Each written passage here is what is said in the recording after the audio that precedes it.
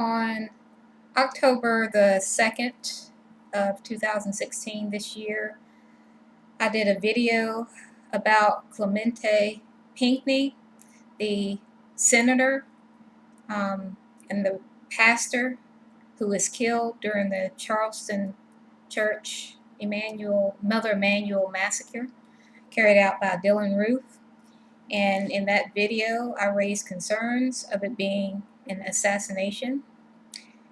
With the recent mistrial of Michael Slager in the Walter Scott case, I think it's linking more things together and providing more evidence for the theory of there being an assassination. A very elaborate assassination, meaning not a few people involved, but a network of people involved.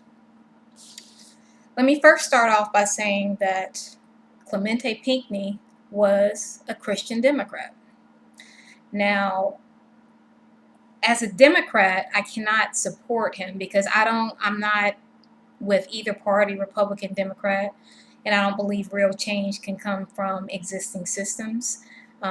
I think they're godless, even though they pretend not to be, and I just don't think that they can make a revolutionary change. However, I do identify strongly with his Christianity, and I was fortunate enough to listen to some of his sermons, and so I greatly admire him. But like I said, going into this, I want you to know that I don't agree with his Democratic, him being a part of the Democratic Party, or even if he were a Republican, I wouldn't agree with that either.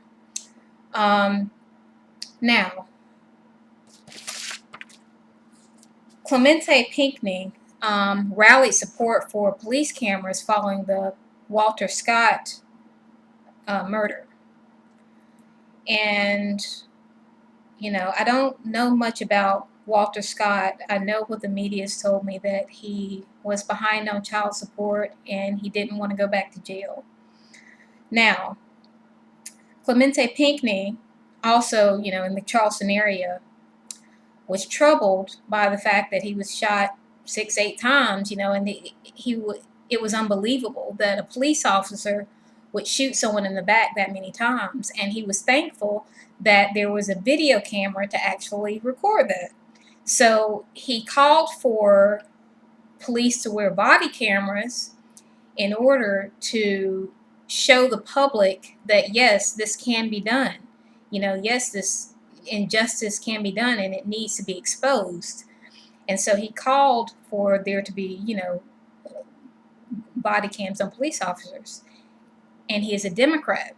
Now, looking from the other perspective, body cameras are very expensive. When you take into account, if you want to put a body camera on all police officers, you're not only looking at the cost of the body cameras themselves, you're also looking at the cost of storing the footage and reviewing the footage as well. And if you want to put a police camera on every officer, or in every officer in like big cities or whatever, it gets to be very expensive. And right now, the current, I know current body camera programs, they're relying on grants, but what is the long-term outcome of this? Like, the Democrats asking for money for it, but what is the long-term solution? Like, what's going to be the long-term result of these body cameras that are very expensive? And a Republican could argue that it's not realistic for police officers to all wear body cameras, where we're constantly, amassing all this stored film, or whatever cloud, wherever we store it. We're constantly amassing it, and we're also having to go back and review it, and it just becomes very costly. Now, looking at it from that standpoint, Clementa Pinckney was a problem. He became a problem because, as a Christian and as a Democrat, not only could he argue for, more government spending, but he could put put morality behind it. He was a very skilled speaker, and he could get people behind him. in terms of saying, he even brought the story of Jesus's crucifixion and people needing to see, needing to see and put their hand in his side. Like he put a biblical interpretation on the event. So he was able to stir the moral conscience, if you will, of people and of the Senate when he went to the Senate floor to call for support of these body cameras. But looking at a purely practical, non-religious standpoint, it was expensive. It's expensive, and it wasn't practical in terms of long-term use. On top of that, and like I said, I'm playing, I guess, I'm looking at the other side, like potentially why he was assassinated. And on top of all of that, if you look at Dylann Roof's manifesto, he basically says blacks are stupid, impulsive, and violent. Okay? Now, how do you think someone like Dylann Roof would view someone like Walter Scott? He would be viewed as a deadbeat dad, creating more criminals because, no father in the home creates criminal youth. So a deadbeat who ran from responsibility, okay? So people like Dylann Roof, racists like Dylann Roof, would see no need to make police wear body cameras when people like Walter Scott are murdered. Because according to Dylann Roof's manifesto, these are the type of blacks that don't need to be here anyway. Okay, so they don't value, people like Dylann Roof would not value the life of a Walter Scott. So why spend all this money to get police cameras in order to watch criminals be killed, So it wouldn't make sense to people like that, looking from their standpoint. Since blacks are by nature, as he says in his manifesto, they're stupid, impulsive, and violent. So, why are we going through all this trouble to try to, get justice for them? Okay, and also another thing to look at is the backlash from the sanitizing of the lives of Trayvon Martin, Michael Brown, Freddie Gray, Eric Garner, where if you look at it from the other standpoint, these men are seen as, okay, in the black community, they might be seen as innocent. But in other communities, they might be seen as criminals. Like someone could look at Michael Brown in the store robbery and say, this is a criminal. Someone could look at Trayvon Martin, who was, possibly a potential home intruder, or, someone who was beating up a grown man, as he was on top of George Zimmerman and slamming his head on the concrete. Someone could look at Freddie Gray with multiple arrests and say this is a criminal. Someone could look at Eric Garner, another person with multiple, like career criminals with multiple arrests, and say this is a criminal. But the media has made them into martyrs. And so the police in particular, I would think, would feel kind of like the backlash would come from them, because it's like they're being demonized, but these criminals that they have to deal with and put their life on the line on a regular basis dealing with, they're becoming martyrs. They're being their police records are being sanitized, and so the police become the bad guys, and the criminal. And there, I'm looking from another perspective to show why Senator Clementa Pinckney was assassinated. So it's like, okay, we want these expensive body cameras in order to capture footage of criminals being killed. It wouldn't make sense to a certain segment of the population to do that, because of these men, these criminals wouldn't be seen to deserve that kind of money and that kind of consideration. Now, so the Walter Scott murder was on April the 4th, 2015. Pinckney,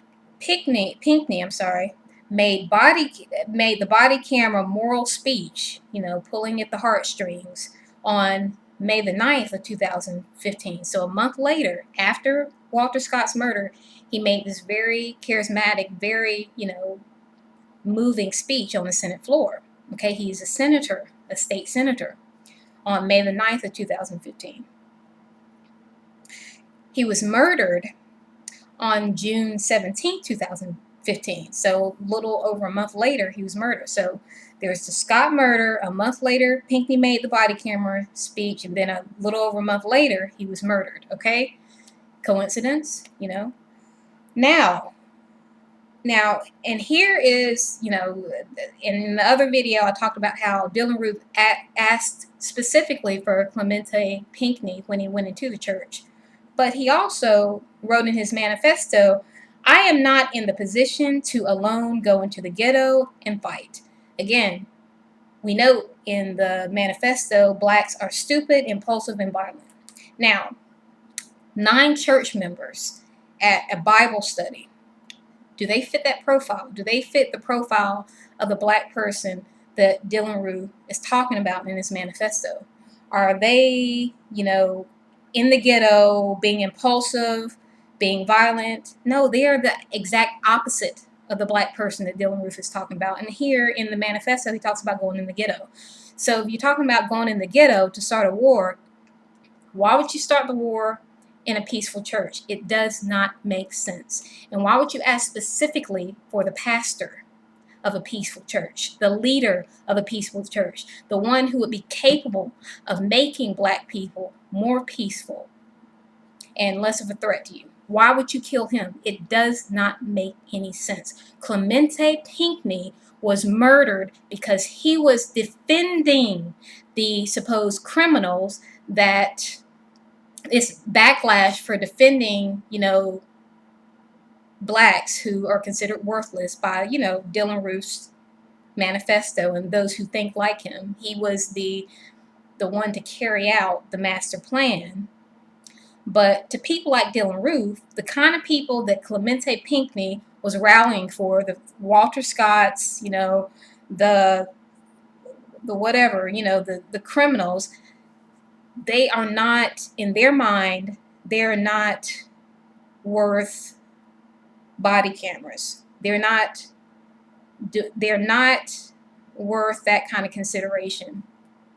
Body cameras are expensive, and Clementa Pinckney had the charisma in order to, I guess, and I don't want to just say that it was, the body cameras, because Clementa Pinckney was a leader of a church, and he was killed on the attempted assassination, not attempted assassination, but the attempted uprising of Denmark Vesey.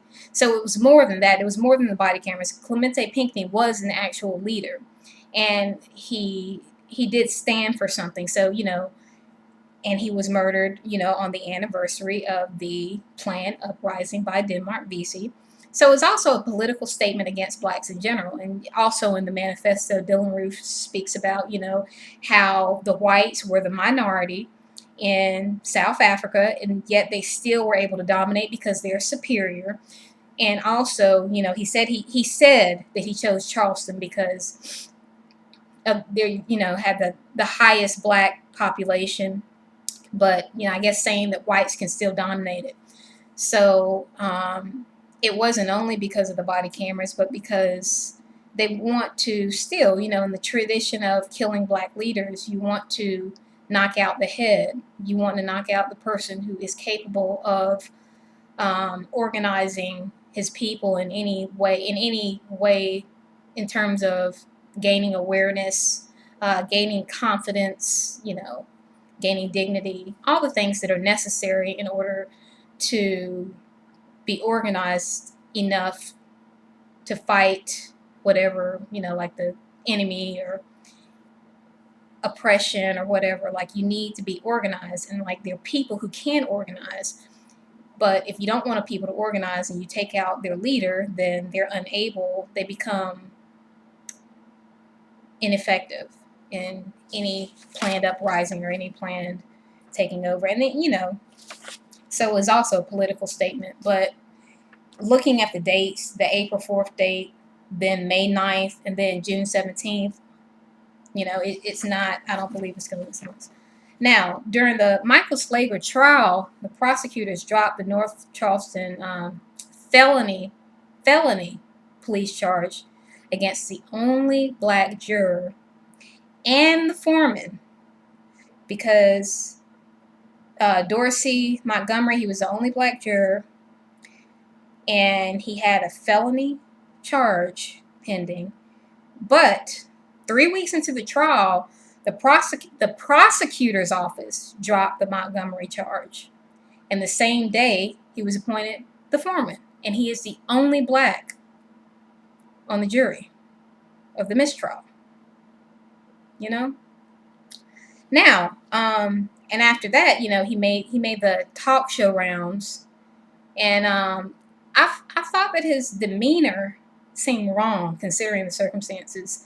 You know, he seemed well rehearsed. You know, he had his white lawyer there. You know, he had I think it was a Today Show that he had when he spoke with Mark Lowry or whatever. He had his white lawyer there, and he was very well rehearsed. You know, he had an answer for everything, and he was very animated. You know, and it could have just been his personality. Maybe he was just an animated kind of person, but it just seemed like he was putting on like a well rehearsed act. You know. So it just seems like there is a larger conspiracy going on. And remember that that Dylann Roof told the black guy, Stafford, the guy who beat him, you know, in prison, in jail, told him that it was not his idea. He said that this murder plot was not his idea. That's what Dylann Roof said to Stafford, Dwayne Stafford. So just think about that. Just think about how everything kind of, in terms of, you know, Clementa Pinckney being taken out, you know, prior to this trial, and how Dylann Roof carried that out, and how, you know, the next year we have a mistrial. We have the only black juror having his felony charges dropped 3 weeks into the trial, and made foreman, and he's on talk shows like he's happy, like not necessarily happy, but like he's animated. He doesn't have the right demeanor after a murder mistrial, you know. And I'm just saying, like I said, this is me trying to put together the pieces because, like I said in my October 2nd video, this needs to be investigated, you know. Clementa Pinckney, he was a Democrat. I don't agree with, you know, I probably don't agree with a lot of the Democratic positions he took. But as a Christian, I mean, he had a beautiful spirit, you know. And you can't just kill people because